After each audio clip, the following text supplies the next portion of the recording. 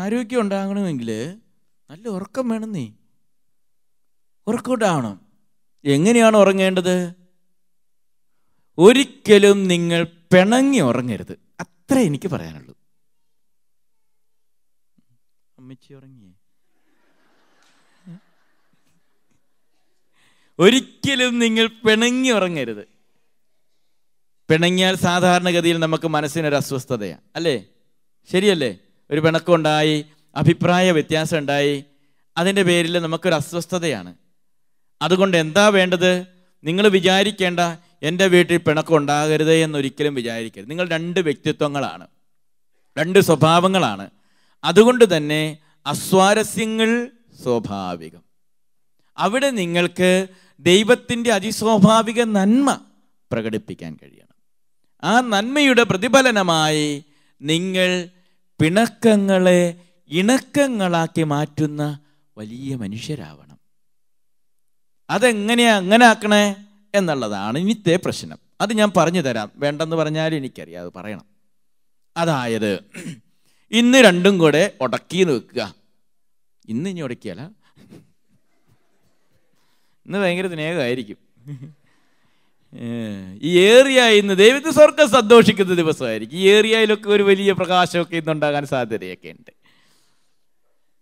അപ്പോൾ എന്തെങ്കിലും കാരണവശാൽ നമ്മൾ അഭിപ്രായ വ്യത്യാസം ഉണ്ടായി എന്ന് വിചാരിക്കുക. അപ്പോൾ സ്ത്രീ എന്താണ് ചെയ്യേണ്ടത്? സ്ത്രീ ചെയ്യേണ്ടത് ചെക്കനോട് പറയണം. ചെക്കൻ എന്ന് പറഞ്ഞാൽ ഭർത്താവിനോട് പറയണം, അയ്യോ സോറി കേട്ടോ. അങ്ങനെ പറയണം, അയ്യോ സോറി കേട്ടോ, എനിക്കായിരിക്കും തെറ്റ് പറ്റിയ, താൻ ഇങ്ങനെ ഒന്ന് ക്ഷമിച്ചേക്ക് കേട്ടോ, എന്നാലും നമ്മളൊന്നല്ലേ, ഇങ്ങനെയൊക്കെ അങ്ങ് പറയണം. അതേസമയം ഭർത്താവിങ്ങനെ കോളർ പൊക്കി എപ്പോഴും ഇരുന്നേക്കരുത്. ഇടയ്ക്ക് ഭർത്താവിനും പറയണം, എടി ഞാൻ അറിയാണ്ട് അങ്ങ് പറഞ്ഞു പോയതാ, സോറി കേട്ടോ, സാരമില്ല കേട്ടോ എന്നൊക്കെ പറഞ്ഞ് ഒരു തട്ടും മുട്ടുമൊക്കെ കൊടുത്തു കഴിയുമ്പോൾ ശരിയാവും. ഇടിയും കുത്തും അല്ല കേട്ടോ.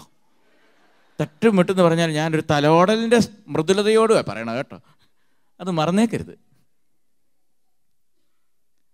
പ്രിയപ്പെട്ടവരെ, ഇത് പറയാൻ നമുക്ക് മടിയുണ്ടാവരുത്. പലർക്കും നാണമാ, അങ്ങനെ പറയാനൊരു വിഷമമാണ്.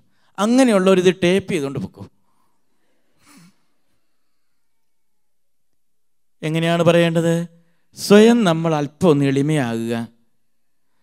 നമുക്കറിയാം, ഏതൊരു വ്യക്തിക്കും അറിയാം തെറ്റാരുടെ ഭാഗത്താണെന്ന്, ഇല്ലേ? പിന്നെ നമ്മുടെ ജാടയാണ് നമ്മളെ അംഗീകരിക്കാൻ. അതങ്ങോട്ട് പറയാൻ ഒരു മടി. ഞാൻ പുരുഷനല്ലേ. എന്നാൽ എന്നിലെ പൗരുഷം അവിടെ പ്രകടമാകുന്നത് എങ്ങനെയാണ്? എൻ്റെ ജീവിത പങ്കാളിയുടെ കുറവിൽ എൻ്റെ കൂടുതലുകൾ എത്തിപ്പെട്ടാണ്. സ്ത്രീയുടെ സ്ത്രൈണഭാവം അവിടെ ദീപ്തമാവേണ്ടത് സ്ത്രീയുടെ ജീവിത പങ്കാളിയുടെ കുറവിൽ അവളുടെ സ്ത്രൈണഭാവങ്ങൾ ദീപ്തമാകുമ്പോഴാ. Praise the lord, praise the lord. അതുകൊണ്ട് പ്രിയ മക്കളെ, നമ്മൾ പിണങ്ങി ഒരിക്കലും ഉറങ്ങാൻ പാടില്ല. ഒത്തിരി സ്നേഹിച്ചുറങ്ങുക. ആ ഉറക്കം നിങ്ങൾക്കൊരുപാട് കൃപയുള്ള ഉറക്കമാകും. എന്ന് പറഞ്ഞാൽ സന്തോഷം. നിങ്ങളുടെ രോഗങ്ങൾ പോലും പലതും സൗഖ്യത്തിലേക്ക് വരുന്നത് ഈ സ്നേഹബന്ധത്തിൽ നിന്ന്. പലപ്പോഴും വീർപ്പിച്ചു കെട്ടിയ മുഖവുമായി വിതുമ്പുന്ന മനസ്സുമായി ഉറങ്ങാൻ കിടന്നിട്ട് ഉറങ്ങാതിരിക്കും. ആവശ്യമില്ലാത്ത രോഗങ്ങളൊക്കെ വലിച്ചു വെക്കും. മനസ്സിലാക്കുക. അതുകൊണ്ട് കുടുംബജീവിതം നിങ്ങൾക്ക് ഇമ്പകരമായൊരു അനുഭവമായി മാറണം.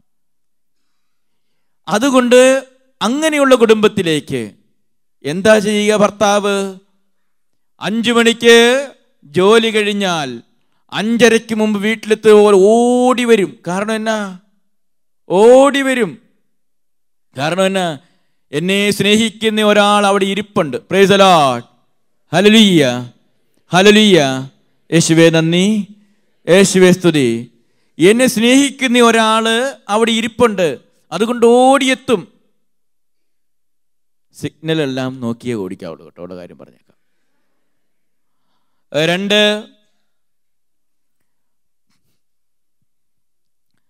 എന്നെ സ്നേഹിക്കുന്ന ഒരു ഭർത്താവ് എന്നെ കാത്തിരിക്കുന്നുണ്ടെന്ന് മനസ്സിലാകുമ്പോൾ ഈ ഭാര്യ പെട്ടെന്ന് പണികളൊക്കെ തീർത്ത് ഓടിയെത്തും. ഡ്യൂട്ടി കഴിയുന്ന പാടെ പിന്നെ അവിടെ എവിടെയൊന്നും വർത്താനം പറഞ്ഞ് നിൽക്കുകയില്ല, കൂട്ടുകാരിയോട് ഫോൺ വിളിച്ച് നിൽക്കുകയില്ല. എന്തു പറയും? പെട്ടെന്ന് പോകണം. കാരണം ഇവിടുത്തേക്കാൾ സ്നേഹം അവിടെ ഇരിക്കുക, നോക്കിയിരിക്കുക, കാത്തിരിക്കുക അവിടെ.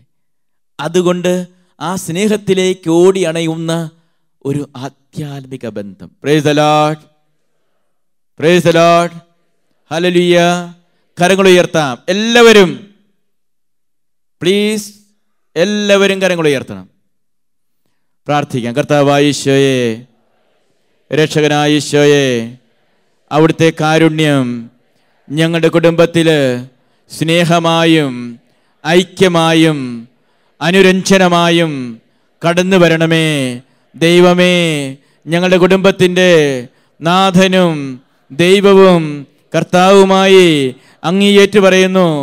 പ്രാർത്ഥനയിലൂടെയും പരിത്യാഗത്തിലൂടെയും ഒരുക്കമുള്ള കുടുംബജീവിതം നയിക്കുവാനും പ്രചോദനം കൊടുക്കുന്ന നല്ല ജീവിതം നയിക്കുവാനും ഞങ്ങളെ അനുഗ്രഹിക്കണമേ.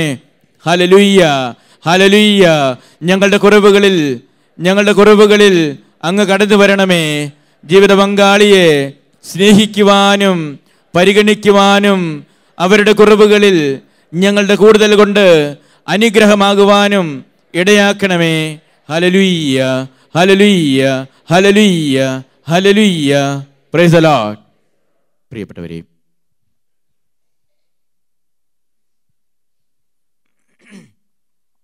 മൂന്ന് കാര്യങ്ങളാണ് അച്ഛൻ ഇവിടെ നമ്മൾ ഇപ്പോൾ സംസാരിച്ചു വന്നത്.